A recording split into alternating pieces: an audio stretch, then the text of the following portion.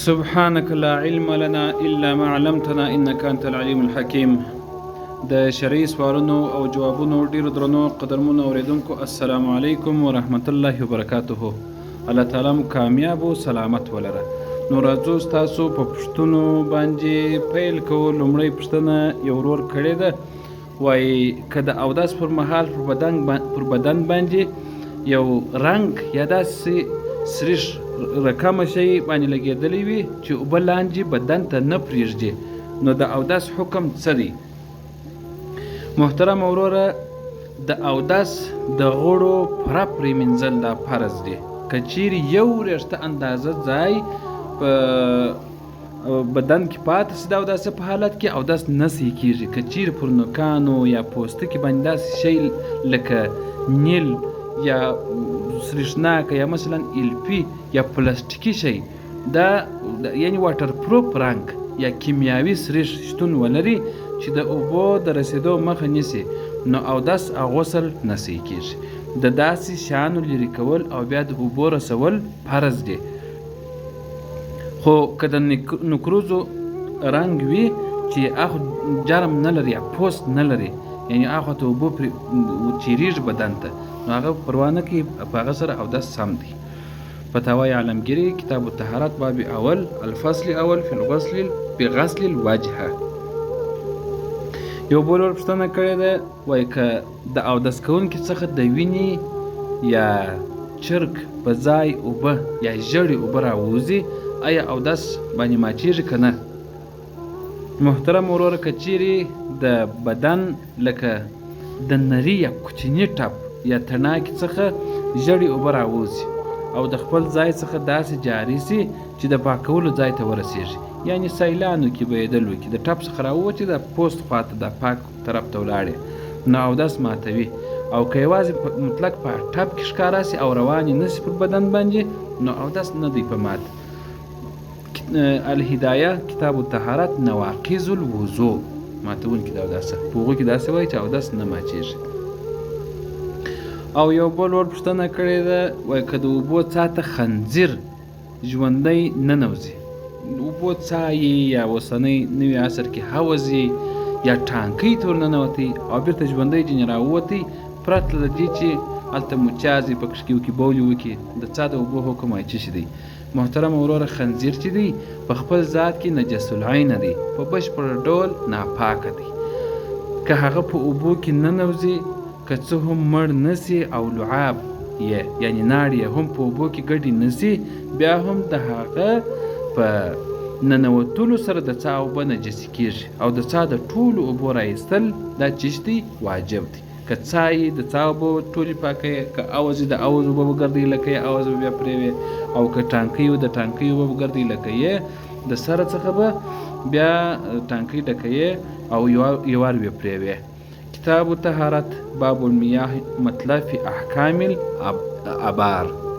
یو بل ور سوال کړی دی، وایي که یو څوک د فرضي لمانځه په ولاړه کې پرته د کوم عذر څخه پر دیواله باندې تکیه کړي، دومره تکیه باندې کړي که هغه شی ځینې لرې سي، یعنی پر دیواله یې تکیه کړي یا پر یو لکړه یا پر یو میل یا د یو چوکۍ پرته ده پر دغه باندې تکیه کړې ده، که هغه شی ځینې لرې سي نو دا سړی لویږي، دونه تکیه پر کړې ده، نو د لمانځه حکم یې څه دی؟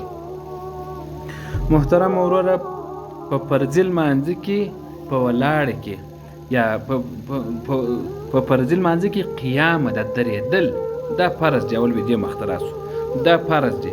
که څوک پرته د سختې ناروغۍ څخه او پرته د عذر څخه په داسې ډول پر دیواله یا لکړه باندې تکیه وکړي چې د تکیې د لرې کولو په صورت کې د هغه د لوېدو یعنې د لمونځ کوونکي د لوېدو یقیني وي چې دوی بس خامخا ځارېږي دا د تکیې شی چې ایسته کې، نو د هغه فرض لمونځ نه صحیح کېږي، ځکه د په خپل ځان د درېدو فرض پرېښی دی.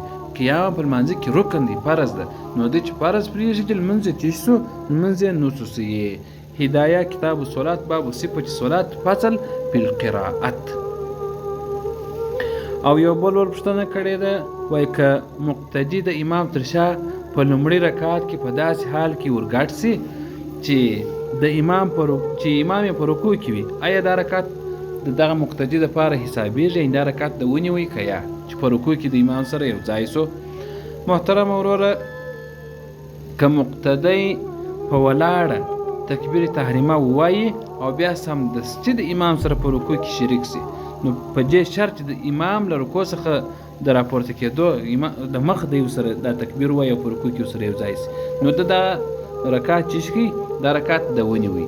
او که چیرې امام د رکوع څخه راپورته سو اوس د تکبیر وایي یا د راپورته کېدو په حالت کې د تکبیر وایي او سره یو ځای سو، نو دا رکعت د څخه چیر سو.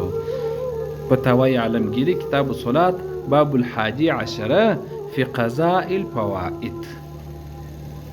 یو بل ور سوال کړی دی، وایي که یو شخص په خپل کور یا دکان کې د لمانځه دپاره جلا ځای د لمانځه دپاره جوړ کړي، په خپل کور کې جوړ کړي یا په دکان کې په پای کې جوړ کړي دي، یا ځینې خلکو په دکان کې یو کونج داسې برابر کړي یا غټ دکان یې داسې درې په درې کې ځای د لمانځه دپاره اراسته کړي، نو آیا دا شرعي جماعت حکم لري او که نه؟ محترم وروره دغه ځای د مسجد د کور یا د دکان ځانګړی سوی ځای چې د مسجد لپاره دی د شرعي وقف جماعت حکم نه لري چې هغه علیحده موږ یو مځکه پیدا کړو بیا خلکو ته وایي چې دا د مسجد لپاره دا مځکه رانیول سوې ده بیا خټې باندې شروع کړي، د اولې ورځې څخه هغه ځای د مسجد لپاره وقف سي. په داسې ځای کې د معتکف لپاره اعتکاف هم نه کېږي چې د دکان په پای کې جوړ کړی دی یا په کور کې جوړ کړی دی. ښځې په حیض کې ورتللی سي او د تحیت المسجد لمونځ هم نه لري. شرعي جماعت هغه دی چې د تل لپاره د الله تعالی په نوم باندې وقف سوی وي. دا خو چې ډېر وخت دا دکان خرڅي یا دا کور خرڅي دا ځای هم پکې خرڅېږي، دا ځای هم پکې ولاړي، هغه سړی ګوره په دې ځای کې چپرکټ د خوب دپاره کښېږدي، تشناب پکې جوړ کړي، چیش پکې وکړي، خو د مسجد نوم فقط تا ورکړی دی چې یو دوه مسلې چې پکې هوارې کړي دي، نو دا هغه ثواب نشته پکې کې لکه څنګه چې په هغه جومات هم څوک ځي.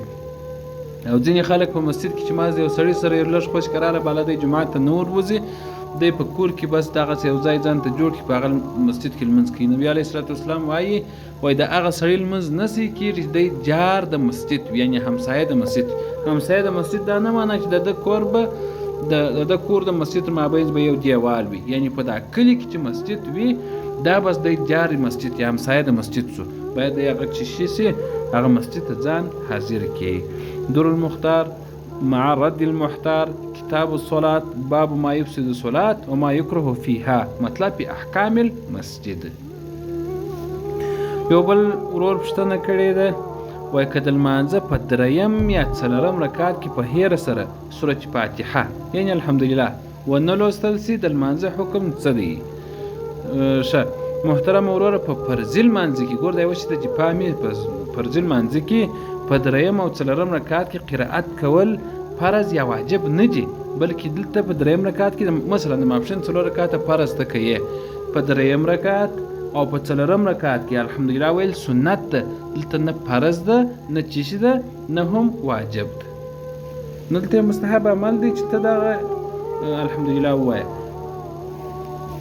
نو تسبیح ویل یا خاموش پاتې کېدل هم جایز چې په دریم او څلورم رکعت کې د همدې امله که په وروستیو رکعتونو کې الحمدلله یې رسېده چا څخه د سجدې سهوي کولو ته اړتیا نشته او لمونځ دې سم دی.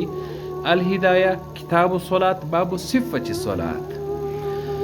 یو بل ور پوښتنه کړې ده، وایي که یو مړی په سمندر کې په کښتۍ کې مړ سي غرقی او وچ ته رسول یې ډېر وخت نیسي، کفن او دفن یې څنګه وکړو؟ نو هلته موږ کفن ورکړو ښخول خو هم نه کېږي، نو څو ورځې به زموږ سره راسره وي، اوس څه پکې په کښتۍ کې به مړی راخستی. محترم وروره مړي ته به غسل ورکول کېږي، کفن به ورته اغوستل کېږي او د جنازې لمونځ به په هغه کښتۍ کې کېږي او د هغه وروسته به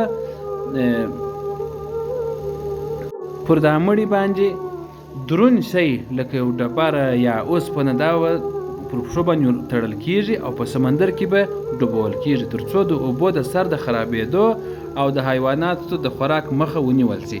یعنې هلته چې په کښتۍ کې در سره دی غسل به ورکې، کفن به ورکې، لمونځ به ورکې، بیا به یو دروند شی په پښو پورې وتړې یا په ده پورې به یو دروند شی وتړې، مطلب چې د مړی د دریاب تل ته کش کړل سي، هلته به یو دریاب ته به ور واچوي چې دا تل ته ولاړ سي. فتاوی عالمگیری کتاب الصلاة الباب 21 فی الجنائز. این دا د علماو خبرې دي، د کتابو خبرې دي، کتابونه داسې وایي چې باید دریاب ته واچول سي. یو بل ورپوښتنه کړې ده، وایي آیا د قبر د پاسه د شنو وښو، ګلانو یا بوټو ایښول او شنه کول دا شرعي ګټه لري او که نه؟ محترم وروره ولري. د قبر د پاسه د شنو بوټو او ګلانو شتون مستحب عمل دی او د مړي دپاره ګټور دی، ځکه تر هغه وخته چې دغه بوټي شنه وي د الله تعالی جل جلاله تسبیح وایي او د دې تسبیح په برکت د مړي عذاب کمیږي یا ورته راحت رسیږي. د وچو وښو پرې کول رواج دي، خو د شنو یعنې د قبر څخه که چېرې پر قبرو باندې وچ واښه هغه موږ ځینې پرې کړو پروا نه کوي، خو د شنو وښو پرې کول دا مکروه کار دی. دوری مختار مع رد محتار کتاب الصلاة باب الجنائز مطلب فی زیارت القبور. یو بل ورپوښتنه کړې ده، وایي که یو روژاتی د ورځې د خوا د غاښونو د چرک یا وینې د امله خپله ناړې چیرې کړي، روژه یې څه حکم لري، یعنې ماتېږي که نه؟ محترم وروره، که چیرې د وینې مقدار د ناړو په پرتله کم یا برابر وي او خوند یې په ستوني کې محسوس نسي نو روژه یې نه ماتېږي، خو که وینه د ناړو څخه زیاته وي، رنګ یې سور وي او چیرې یې کړي نو روژه ماتېږي او قضا یې واجبه ده. نو تاسو به اوس وایاست چې اوس موږ ته څنګه معلومه شو چې وینې یې ډېر وي برابر وي د ناړو سره څنګه وي؟ نو ته یې وایې ناړې توکه باره خپله بس درته معلومېږي، که ناړې د وینو سره برابرې وي یا ناړې پر ډېر وي خو نو روژه نه ده ماته که ستاسې وار چیرې سوي وي، او که ناړې ډېرې وي د وینې ډېرې وي پر ناړو باندې چې تا تو کړلې نو بیا روژه ماته ده، قضا یې راوړلې واجب دي، کفاره نسته باندې. هدایه کتاب الصوم باب ما یوجب القضاء والکفاره.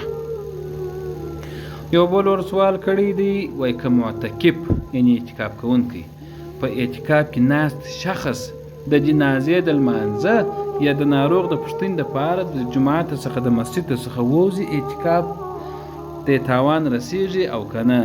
محترم وروره، په مسنونه په سنت طریقه اعتکاف د روژې په وروستیو لسو ورځو کې پرتله د طبیعي عذر لکه د اودس او غسل، تشناب او شرعي عذر لکه د جمعې لمونځ څخه د بل هر کار دپاره وتل دا اعتکاف ماتوي. که د جنازې یا عبادت دپاره ووځي اعتکاف یې فاسدېږي. فتاوی عالمگیری کتاب الصوم الباب السابع فی الاعتکاف. یو بل ور سوال کړی دی، وایي که یو سړی د سوداګرۍ دپاره مځکه واخلي خو وروسته یې نیت بدل سي چې کور ورباندې جوړ کړي، آیا زکات پر دغه باندې شته که نسته؟ ګوره د اول د وار د سوداګرۍ دپاره رانیولی دی، بیا بېرته یې خپل کور پر جوړ کړه ورک یې کړه سوداګرۍ کار د دې ځای سماخ. نو وروره په کوم مال کې چې د سوداګرۍ نیت ختم سي هغه د زکات د نصاب څخه خود به خوده وځي.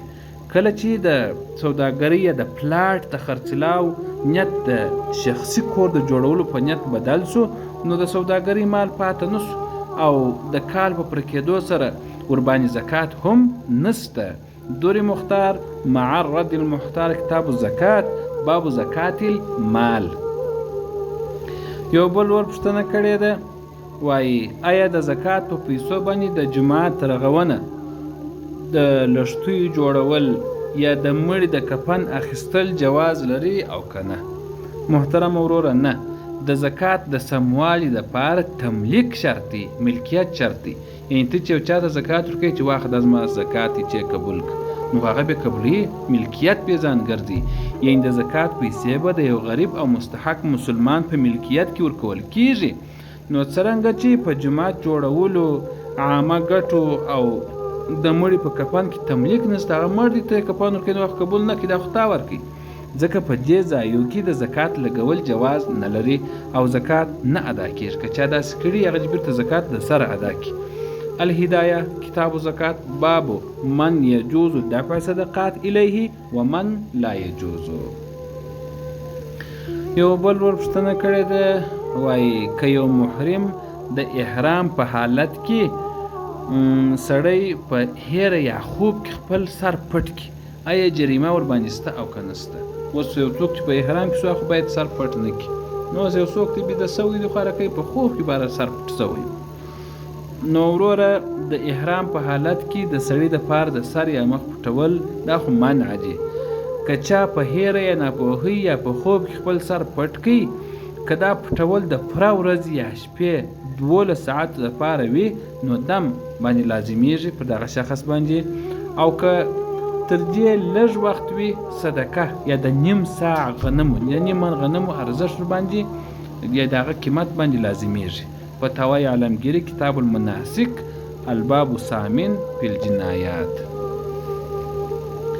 یو بل ور سوال کړی دی، وایي که ښځه د خپل میړه څخه د جلا اوسېدو او ځانګړي کور بیت الخلا غوښتنه وکړي، د میړه شرعي مکلفیت څه دی؟ محترم وروره، دا د ښځې شرعي حق دی.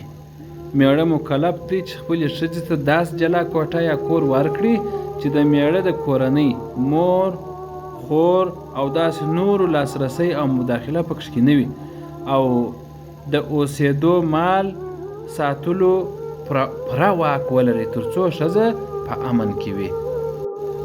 هدایه کتاب النکاح باب النفقه. یو بل ور پوښتنه کړې ده، وایي که میړه خپلې ښځې ته ووایي که ته د پلانکي کور ته ولاړې نو زما د لورې تا ته طلاق دی، او ښځه هم لاړه سي، څه حکم لري؟ محترم وروره، دا طلاق معلق یعنی تړل سوی طلاق دی.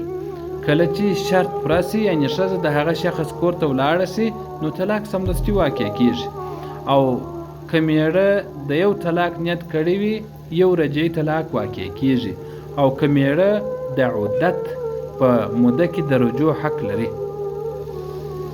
ښه، نو که چیرې داسې وسي چې دا خبره خو دور ته وکړه، که د پلانکي کره ولاړې د طلاق خبره یې وکړله، دا اوس نه ولاړه، سبا ولاړه، بل سبا ولاړه، دا خبره خو ده اوس د نن سره معلقه کړې وه، بیا طلاق نه راځي. در مختار مع رد محتار کتاب الطلاق باب تعلیق. یو بل ور پوښتنه کړې ده، وایي که یو سړی په اجبار او زور یعنی اکراه سره طلاق ورکړي، آیا طلاق یې واقع کیږي او که نه؟ محترم وروره، د حنفي فقې یو ځانګړی حکم دا دی چې د مجبور کړل سوي یعنی مکره شخص طلاق واقع کیږي. که چاته د مرګ یا سخت وهلو ګواښ وسي، یو سړی دی پر یو بل سړی راواچوله او یې ورکړله چې چابک چې ښځه طلاقه کړه، اخرکۍ خو مجبور اوسو چې دغه مینه نور پسې وایي، پسې پرېږدي مینه دا ځای مړی، ور یې طلاقه کړله نو طلاق واقع کیږي. دا د ټولو فقهاو په اتفاق باندې، او هغه خپله ښځه طلاقه کړي، طلاق یې په شرعي توګه باندې نافظ دی. که څه هم ګناه یې د مجبورونکي په غاړه ده چې هده یې مجبوره کړي، ده ته یې وهل ورکړله، خو لیکن طلاق چې سو طلاق واقع سو.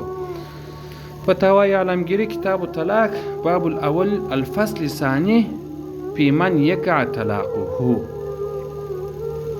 یو بل ور پوښتنه کړې ده، وایي آیا د میړه دپاره جایزه ده چې د طلاق په بدل کې د ښځې څخه د مهر پیسې بیرته وغواړي یعنی خلع کول؟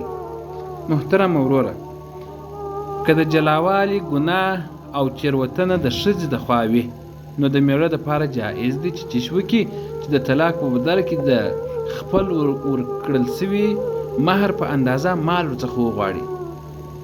خو که تېروتنه د میړه د خوا څخه وي نو د ښځې څخه د مال اخیستل مکروه تحریمي دی، حرام کار دی، مګر طلاق یا خلع بیا هم واقع کیږي. هدایه کتاب الطلاق باب الخلع. یو بل ورور پوښتنه کړې ده، وایي په بیه کې دا پوښتنه مو تېر دغه کې جواب کړې ده، دا پسې پرېږدو، راځو بلې پوښتنې ته، شلمې پوښتنې ته. یو سړي پوښتنه کړې ده، وایي که یو څوک د سوداګرۍ مال په داسې قیمت وپلوري چې په بازار کې د هغه د اصلي قیمت څخه خورا زیات وي، غبن فاحش، آیا دا معامله سمه ده؟ محترم وروره، که پلورونکی د درواغو او فریب څخه کار اخیستی وي او مال په خورا لوړ قیمت یعنی غبن فاحش پلورلی وي نو پیرودونکي د معاملې د فسخه کولو اختیار لري. خو که فریب نه وي او پیرودونکي په خپله خوښه اخیستی وي معامله سمه ده مګر د انصاف خلاف ده. د نن سبا خو اوس داسې دی چې یو شی په 10 افغانۍ دغه تجاران رانیسي هلته یې ورکوي په 50 افغانۍ او په 10 افغانۍ یې ورکوي. نو دې ته غبن فاحش وایي. دومره ډېره زیاته ګټه پکښې کول دا مکروه کار دی. دونه باید څوک پکښې ونه کړي. دوری مختار معرض المحتار کتاب البیوع باب المرابحه والتولیه فصل فی الغبن. یو بل ورپوښتنه کړې ده وایي که یو چا ته د غصب سوي یا غلا سوي مال په اړه پوره علم وي چې دا مال چې دی غلا سوی دی یا چیش سوی دی یا غبن دی غصب دی، آیا د هغه اخیستل یا خوړلو ته روا دي که نه؟ محترم وروره یا نه روا. کله چې یو شخص ته په یقیني توګه باندې معلومه سي چې دا مال حرام دی یا غصب سوی دی یا غلا سوی دی، نو د هغه دپاره د داسې مال اخیستل هدیه قبلول او یا د هغه خوړل په کلک حرام دی او باید ترې ډډه وسي. هدایه کتاب الغصب. یو بل ور سوال کړی دی وایي که 2 کسان د یوه جنس مثلا د غنمو په بدل کې غنم معامله کوي مګر د یو لوري غنم د ښه کیفیت او د بل لوري د ټیټ کیفیت وي، آیا د وزن د کمښت او زیاتوالي پکښې راوستلی سي؟ مثلا د یوې سیمې ښه غنم وي د بلې سیمې ښه غنم نه وي. نو اوس یو څوک وایي زه 20 منه درکوم ته به 10 منه راکړې، یا هغه سړی ورته وایي زما خو ښه غنم دي زه 10 منه درکوم ته باید 20 منه راکړې. وایي دا څنګه دی؟ محترم وروره نه، کله چې په اموال ربویه هغه توکي چې سود پکښې راځي لکه غنم، وربشې، خرما، مالګه، سره او سپین زر کې د همجنس توکو معامله کیږي، نو د وزن مساوات دا چې دی دا فرض دی. که د ښه کیفیت لرونکي غنم لږ وي او د ټیټ کیفیت لرونکي زیات وي دا په مستقیم ډول ربا، دا ربا الفضل ده، یعنې هغه سود دی او دا سود چې دی دا حرام دی. هدایه کتاب البیوع باب ربا. یو بل ورپوښتنه کړې ده وایي که ښکاري یوه مرغۍ یا هوسۍ په ټوپک وولي او حیوان مړ سي، آیا د هغه غوښې حلاله ده او که نه ده؟ محترم وروره که د ټوپک مرمۍ د حیوان بدن څیرې کړي او وینه ترې جاري سي او د ویشتلو پر مهال بسم الله هم دغه سړي ویلی وي نو حلاله ده. خو که حیوان د مرمۍ د ضربې د سختوالي یا د باروتو د تودوخې له امله مړ سي پرته د څیرې کېدو او وینه او پرته د وینې څخه، نو هغه د موقوزه یعنې مړه سوې ده او خوړل یې چې شي دي خوړل یې حرام دي. دوری مختار سره د رد المحتار کتاب الصید. یو بل ورپوښتنه کړې ده وایي آیا د داسې قصاب ذبح کوونکي ذبح حلاله ده چې په ژبه بسم الله لیرې کې خو په زړه کې یې په ژبه بسم الله د لیرې کې لیکلی دی، یعنې هیره کې مطلب یې دا دی. کوم وخت چې سوال له استوي ډېر په دقت سره یې وارې ګورئ نو بیا یې موږ ته را استوي برابر موږ ته انشاءالله مشکل نه وي چې په ژبه باندې بسم الله هیره کې خو په زړه کې یې چیرې کې یعنې په زړه کې خو نو د هر مسلمان چې شته بسم الله شته نو دا ذبح وایي جایزه ده، خوړل یې روا دي که نه دي. محترم وروره د ذبح د حلالیدو پر مهال په ژبه باندې د الله تعالی جل جلاله نوم یادول دا شرط دی. که چا قصداً په ژبه د تسمیې یعنې بسم الله ویل پرېښوله ذبح یې مرداره ده او خوړل یې هم چې شوله خوړل یې هم حرام دي. خو که په هیره نسیانه ترې پاته سي بیا ذبح یې حلاله ده. فتاوی عالمگیری کتاب الذبائح الباب اول.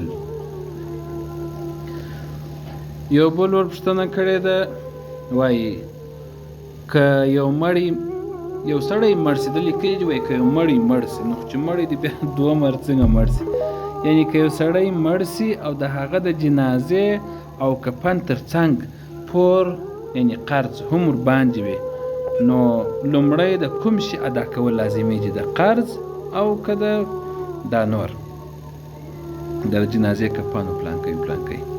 محترم وروره د مړي د مال څخه تر ټولو لومړی د هغه د کفن او د فن سنت لګښت ایستل کیږي چې د د جنازې څو پیسې کېږي چې دا پاتې ته خلک راځي د دغه څو پیسې کېږي کفن یې په څو دی قبر په څو کښل کېږي د قبر دپاره خښتې په څو رانیول کېږي د دغه ګرد د پیسې به ځینې وباسې وروسته به راسې بیا قرض ته دا سنت طریقه ده نو د هغه وروسته د مړي ټول پاتې پورونه قرضونه دا ادا کېږي د پورونو د ادا کولو وروسته کمال پاته سو په درېیمه برخه کې وصیت نافذېږي او پاته ټول مال په شرعي وارثانو باندې ویشل کېږي. هدایه کتاب الفرائض. یو بل ور سوال کړی دی وایي که یو قاضي یا واکمن ته د حد جاري کېدو قضیه لکه غلا یا زنا دا ثابته سي آیا هغه کولی سي مجرم ته معافي ورکړي؟ یعنې قاضي دا صلاحیت لري او که نه؟ محترم وروره کله چې د حد قضیه د اسلامي محکمې قاضي ته ورسیږي او په شرعي نښو باندې ثابته سي نو بیا نه قاضي او نه باچا د هغه د بښلو یا د سزا د بدلولو حق لري. حد د الله تعالی حق دی او جاري کول یې چیش دی؟ جاري کول یې واجب دی. فتاوی عالمگیری کتاب الحدود الباب اول. یو بل سړي سوال کړی دی وایي په قمار یا جوارګرۍ کې د بایلونکي د مال اخیستلو شرعي حکم څه دی؟ محترم وروره قمار او جواري په قطعي توګه باندې حرامه ده. هر هغه لوبه چې د ګټونکي او بایلونکي ترمنځ د مالی شرط په بنسټ باندې وي هغه خمار دی یا قمار دی او د بایلونکي مال په باطله او حرامه توګه باندې خوړل ګڼل کېږي چې د سخت ګناه سبب کېږي. دور مختار سره د رد المختار کتاب الحذر والاباحت فصل فی المسابقه. یو بل ور سوال کړی دی وایي که د لمانځه په حالت کې یو چاته پرنجی دا ابتریشه چې موږ ته ورته وایي دا ورته راسي او هغه په خپله الحمدلله ووایي د هغه د لمانځه حکم څه شي سو؟ په لمانځه کې وترچله او باره یې وویل الحمدلله په لمانځه ولاړ دی نو خو داسې کار یې وکړي چې هغه د لمانځه سره منافي دی د لمانځه سره ضد دی. محترم وروره که لمونځ کوونکي په خپله پرنجی ووهه او الحمدلله یې وویله لمونځ یې نه ماتېږي ځکه دا د الله تعالی ذکر دی. خو که بل چا د پرنجي په جواب کې یې یرحمک الله وویله نو لمونځ یې سمدستي پاسېږي ځکه دا د انسانانو د خبرو په معنا کې راځي. هدایه کتاب الصلات باب ما یفسد الصلات وما یکره فیها. او یو بل ورور سوال کړی دی وایي آیا د انسان د ویښتانو هډوکو یا د بدن د نورو برخو پلورل تجارت باندې کول دا جواز لري او که نه؟ وروره د انسان د بدن ټولې برخې د الله تعالی په نیز محترمې او مکرمې دي. د همدې امله د انسان د وریښتانو، غاښونو، وینې او نورو غړو پلورل، خرڅول، رانیول او تجارت کول په کلکه سره منع او باطل دي ځکه انسان د ابتذال او سوداګرۍ توکي نه دي. نو که چا داسې وکړل هغه ګناهکاره دی. فتاوی عالمگیری کتاب البیوع الباب الثانی فی ما لا یوجز بیعه. یو بل ور سوال کړی دی وایي که د مسلمانانو په هدیره قبرستان کې زړې سوي مځکې شتون ولري چیرې چې هډوکي خاورې سوي وي آیا هلته د نورو مړو ښخول چې نوي مړي پسې وروي دا جواز لري او که نه لري؟ هلته چې کله کله دا موږ چې قبرونه کاږو دا خلک چې قبرونه کاږي خو نو موږ ورسره یو نو هډوکي راوخیږي نو پخواني هلته قبرونه یې نو دلته هم دی وایي چې دلته جواز لري او که نه؟ محترم وروره کله چې په یقیني توګه معلومه سي چې د پخواني مړي غوښې او هډوکي په بشپړ ډول باندې خاورې سوي دي نو په هغه ځای کې د نوي مړي ښخول پوره جواز لري. خو که د زړو هډوکو د ښکاره کېدو په صورت کې باید هغوی یو طرف ته په احترام سره ښخ سي. یو څه هډوکي پاته وغه یو بل طرف ته یو بیز کوي هغه خواته یې بیرته پټ کړه ښخ یې کړه ښه په احترام سره. دور مختار معرض المختار کتاب الصلات باب الجنائز مطلب پی دفن المیت. نو درنو او قدرمنو ملګرو الله تعالی جل جلاله دې وکړي چې دغه اوږده تقریبا 10 دقیقې ته رسیږي دغه خپرونه پر تاسو باندې نه وي غمېدلې. الله تعالی جل جلاله دې وکړي تاسې در پایه پورې وګورئ، در پایه پورې توفیق الله تعالی درکړي او بیا چې الله تعالی توفیق درکړي چې دا تر خپلو ملګرو پورې ورسوئ، شیر یې کړئ، او بیا چې الله تعالی جل جلاله تاسو ما سره ټوله په ثواب کې شریک کړي. موږ تاسو ټوله به د الله تعالی جل جلاله څخه ثواب هم غواړو چې الهي پر دغه مسایلو باندې موږ ته ثواب راکړي، او الله تعالی جل جلاله یې انشاءالله راکوي، په دې کې هېڅ شک نشته، ثواب راکوي.